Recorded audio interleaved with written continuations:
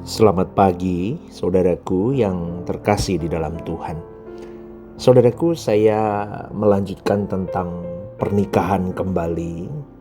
Ada satu hal yang menjadi pemikiran saya, yang menjadi beban saya untuk saya sampaikan pagi hari ini.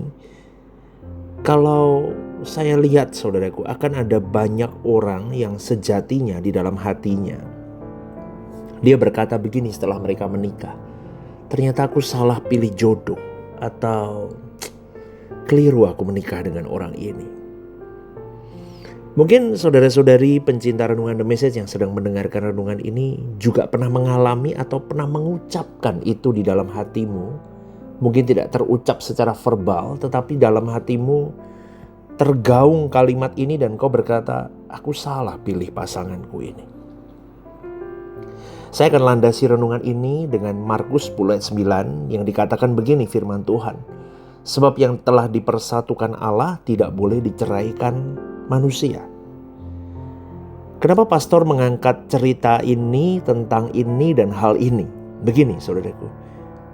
Di lapangan tidak sedikit orang Kristen yang setelah masuk di dalam pernikahan mereka dan mereka jujur di dalam hati mereka berkata, aku menyesal menikah. Atau seringkali yang digaungkan adalah sepertinya aku salah pilih jodoh. Ini yang menjadi tragedi di dalam sebuah pernikahan, saudaraku. Makanya saya di gereja lokal yang saya layani, GSKI Rehoboth Semarang, saya benar-benar cukup menyaring untuk pasangan-pasangan muda yang BPN, bimbingan pranikah, ya, sebelum memasuki pernikahan yang kudus. Saya rindu mereka sampai di titik-titik akhir bimbingan konseling itu saya tetap tanya, masih lanjut atau Anda mau berubah pikiran? Karena banyak orang yang hanya cinta emosi sesaat, tetapi mereka tidak memikirkan dengan jeli, dengan benar, apa yang ada di dalam pemikiran mereka tentang pernikahan kudus itu.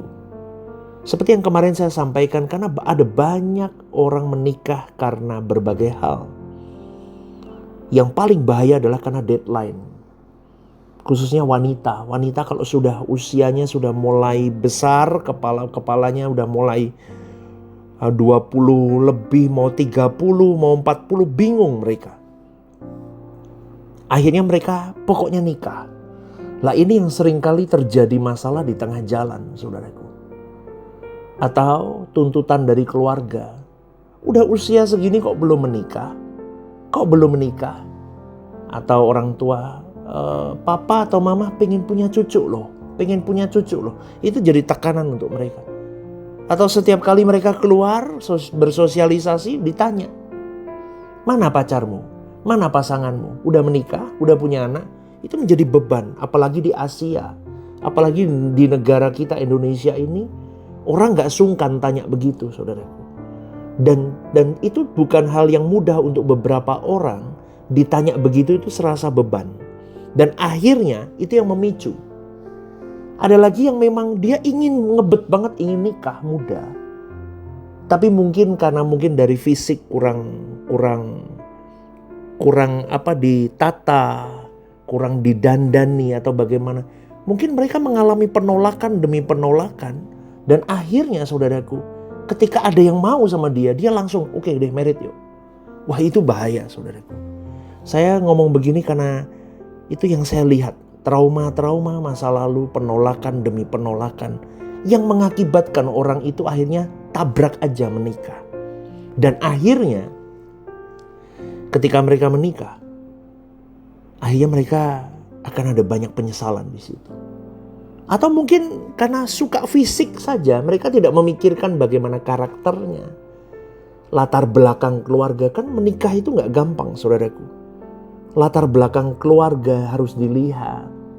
Kakaknya, adiknya, orang tuanya, bagaimana kehidupan mereka. Bobot, bibit, bebet, itu harus dilihat semua. Tapi kadang orang pokoknya suka sama suka. Wah ngawur saudaraku, ya itu yang terjadi.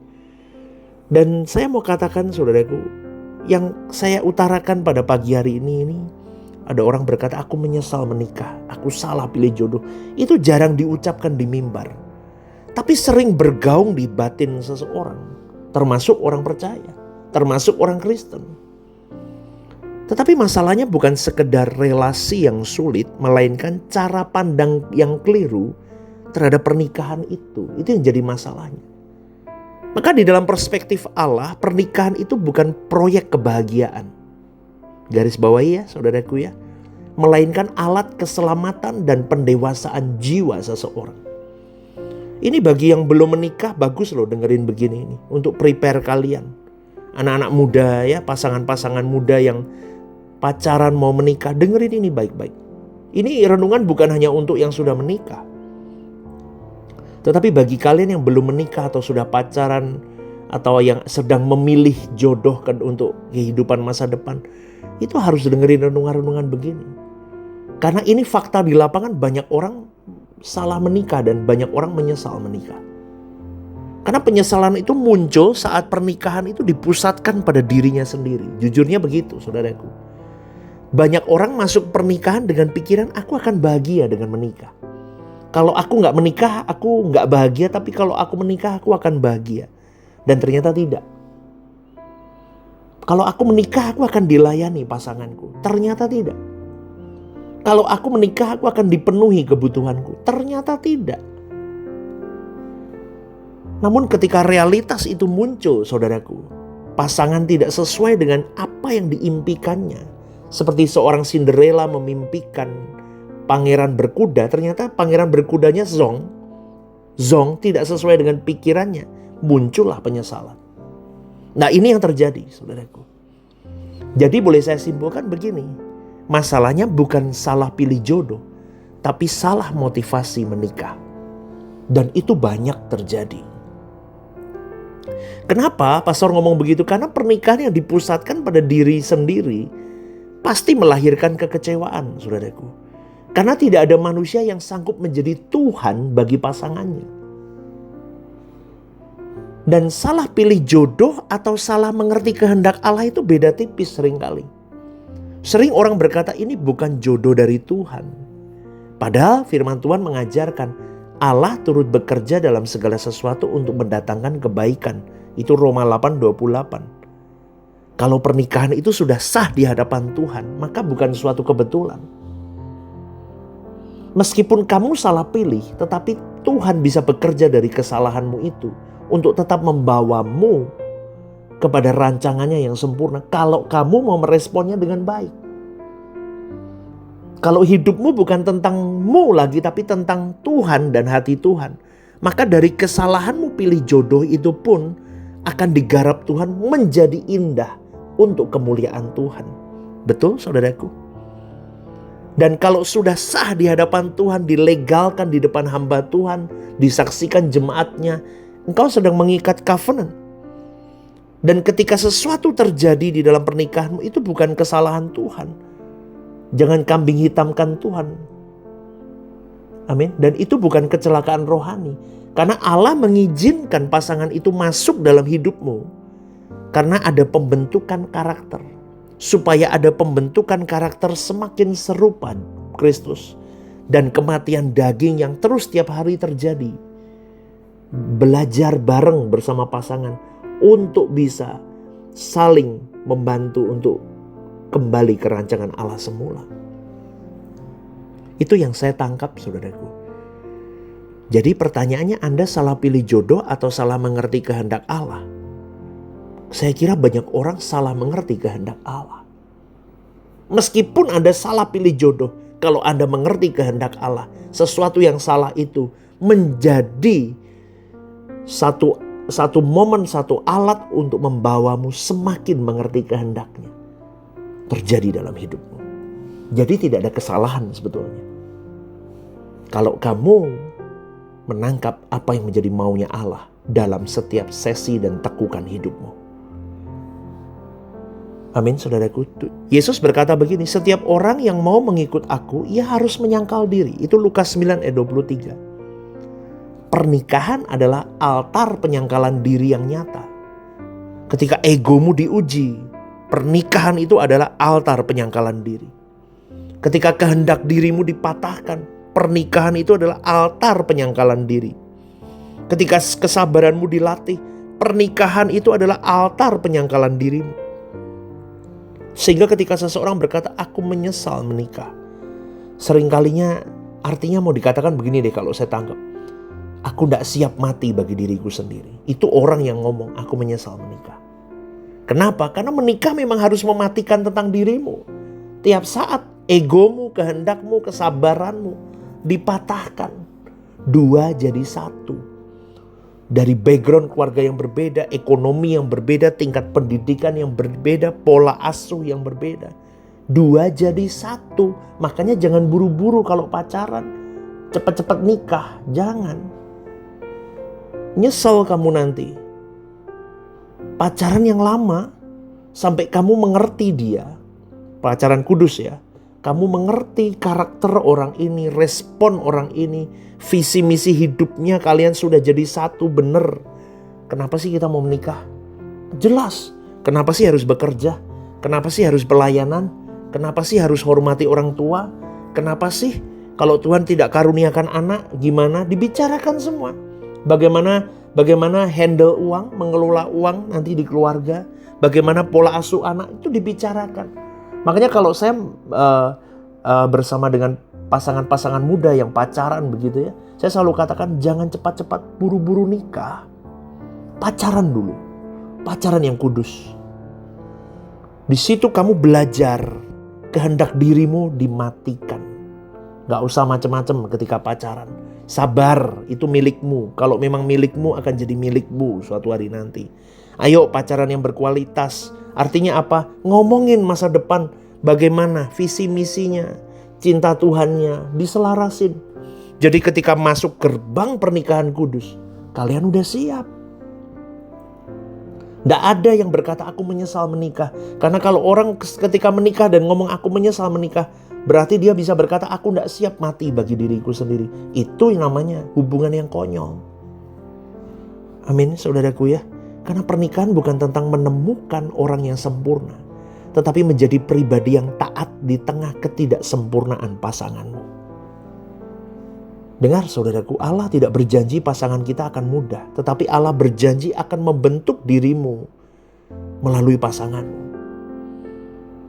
Allah berjanji akan memurnikan dirimu melalui pasanganmu.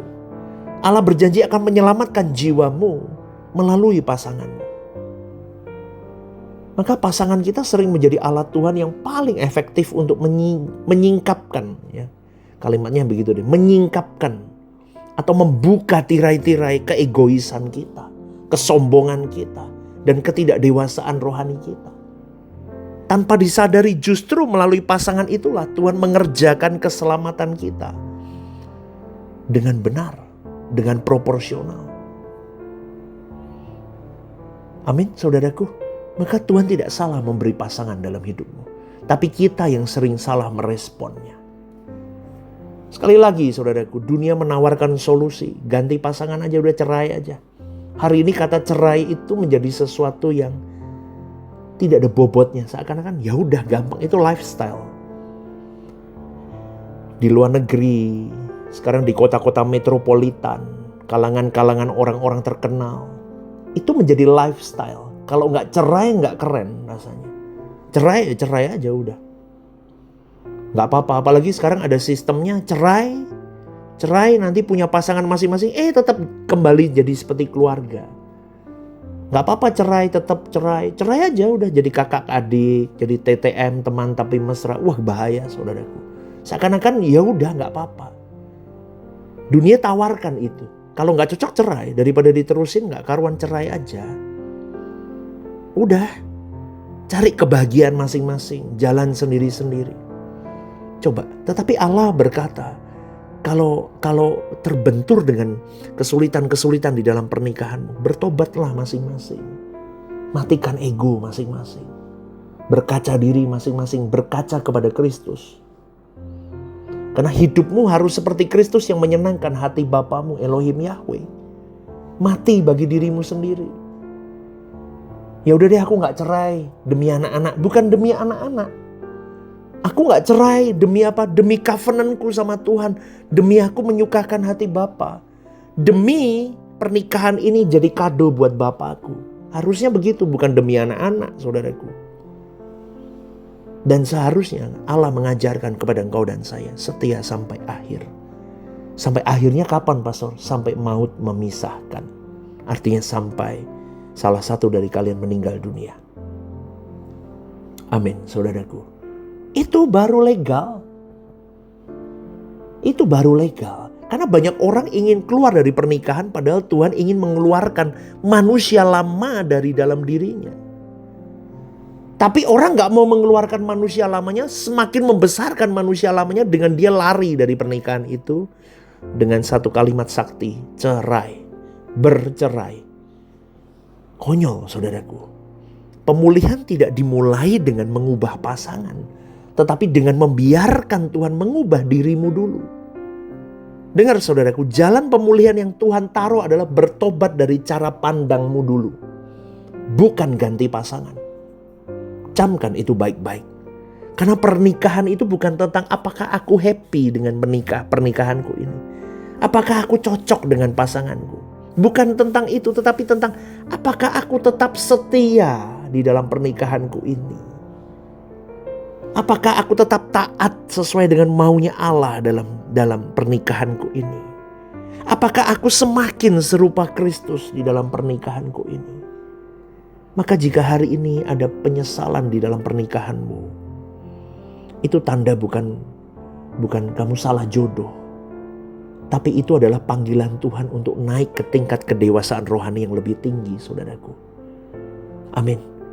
Karena kesetiaan di tengah pergumulan lebih berharga di mata Allah daripada kenyamanan tanpa salib di dalam hidupmu. Maka sekali lagi, ubahlah hidupmu dulu. Ubah cara pandangmu. Ubah fokusmu pernikahan. Ubah goal pernikahanmu. Minta ampun di hadapan Tuhan. Ubah dirimu. Ubah responmu. Tolong pasanganmu. Maka di situ Tuhan akan bekerja. Maka akan ada pemulihan di dalam pernikahanmu. Sekali lagi, saudaraku. Berjuang yuk bareng-bareng. Save your marriage. Ya, selamatkan pernikahanmu. Selamatkan bahtera rumah tanggamu. Hati-hati dengan semua respon hidupmu. Ingat, kau harus menyelamatkan jiwa pasanganmu. Maka selamatkan jiwamu dulu. Buru-buru bawa ke Tuhan. Amin ya. Selamat pagi saudaraku. Kiranya renungan ini menjadi berkat untuk hidup kalian semua. GSKI Rehoboth, One Vision, One Heart for harvesting. Tuhan memberkati.